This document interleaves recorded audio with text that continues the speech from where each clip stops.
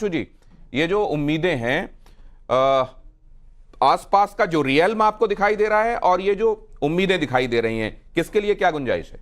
देखिए, गुंजाइश की अगर हम बात करें तो इस बजट से थोड़ी बहुत उम्मीद है। क्यों उम्मीद है? उसके दो रीज़न है। एक तो सरकार की जो पॉलिसीज़ हैं, सरकार को भी ये कहीं ना कहीं लग रहा है कि थोड़ी बहुत अगर हम रियायतें नहीं देते हैं तो उससे उसका एक इम्पैक्ट नेगेटिव, आप कह सकते हैं कि नेगेटिव उस तरह से माहौल बनाने की कोशिश की जा रही है। तो इसमें दो चीज़ें बहुत इंपॉर्टेंट है। पहले तो हमें ये स्ट्रक्चर समझना पड़ेगा कि दो तरह के स्ट्रक्चर चल रहे हैं देश में टैक्सेशन के।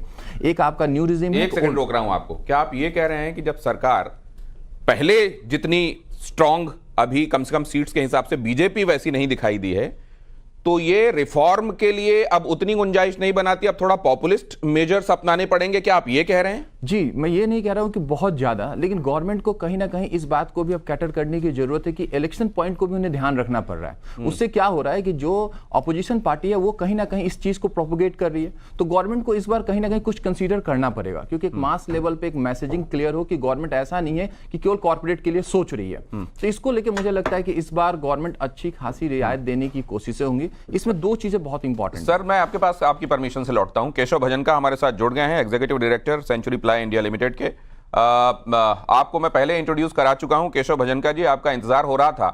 आपकी विश लिस्ट क्या है और उसमें आपको खुद क्या लगता है कि ये थोड़ा सा मेरी उम्मीद ज्यादा है, लेकिन इतना तो पूरा हो जाएगा?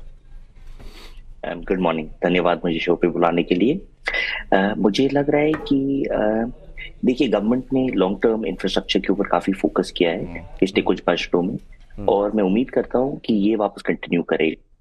तो द इन्वेस्टमेंट इन इंफ्रास्ट्रक्चर ये हाउसिंग सेक्टर को काफी बेनिफिट करेगा। और जैसे आप जानते हैं कि हम बिल्डिंग मटेरियल प्रोडक्ट्स में हैं, तो हाउसिंग सेक्टर जैसे ही बूम करता है पूरी इकोनॉमी बूम करती है, और हमारे जैसे प्लेयर्स डेफिनेटली बेनिफिट करेंगे।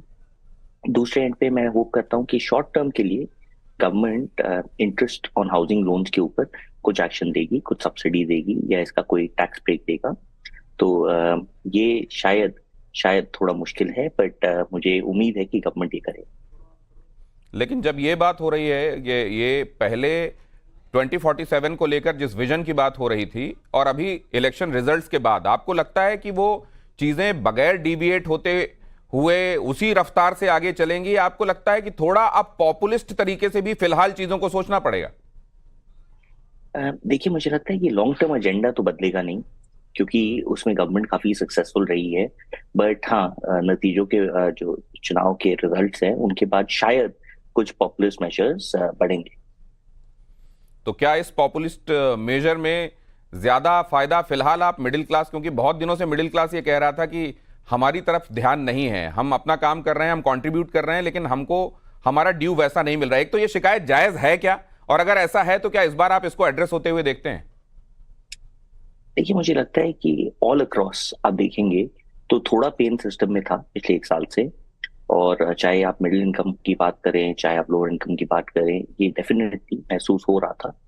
तो इसके तरफ कुछ स्टेप्स गवर्नमेंट को लेनी चाहिए, और मुझे लगता है कि अभी प्रायोरिटी उनके लिए ये होगी भी।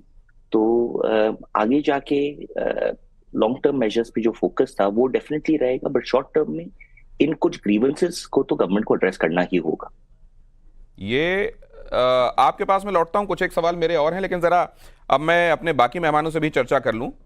दुष्यंत नागर हमारे साथ जुड़ रहे हैं। दुष्यंत जी, सबसे पहले तो ये कि पॉलिटिकल एनालिस्ट होने के नाते और इकोनॉमिक रियल में आप इस बजट में क्या क्या गुंजाइश देखते हैं, और क्या चीजें होनी चाहिए आपके हिसाब से इस बजट में प्रायोरिटी में, जिनको एड्रेस किया जाए? देखिए, इस बजट पर जो आने वाले विधानसभा के चुनाव हैं देश के अलग अलग राज्यों में, उनका प्रभाव अवश्य दिखाई देगा।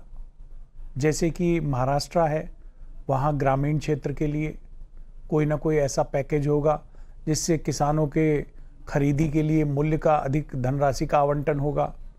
उसके अलावा आप देखें कि मुंबई सिटी है, फरीदाबाद, गुड़गांव एक बहुत बड़ा शहरी क्षेत्र भी है हरियाणा और महाराष्ट्र में। तो जो शहरी क्षेत्र का मतदाता है उसको लुभाने के लिए भी सरकार अवश्य प्रयास करेगी। पिछले कई बजट्स में हमने देखा है कि शिक्षा के क्षेत्र के लिए जो अनुदान है या जो राशि बढ़ाई जानी थी वो नहीं बढ़ाई गई है, और जिस तरह से पेपर लीक के और मामले आ रहे हैं, तो शिक्षा के क्षेत्र के लिए भी बजट का आवंटन में वृद्धि होगी। ग्रामीण विकास के लिए भी जो आवंटन धन का होता है उसमें वृद्धि होगी।